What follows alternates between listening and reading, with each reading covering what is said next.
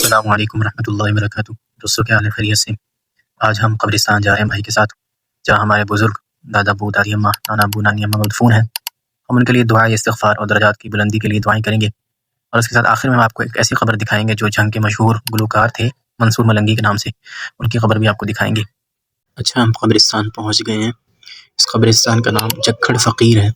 یہ بھی میں آپ کو بتاتا ہوں آگے چل کے جکھڑ فقیر کیوں نام رکھا ہے اس کا۔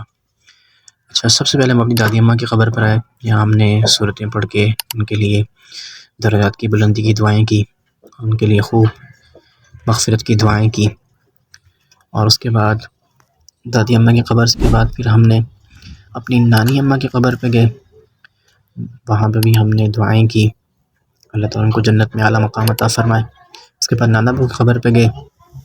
اس کے بعد پھر ہم اپنی بڑی بہن جو بچپن میں فوت ہو گئی تھی ان کی قبر پہ گئے، اور وہاں بھی دعائیں کی۔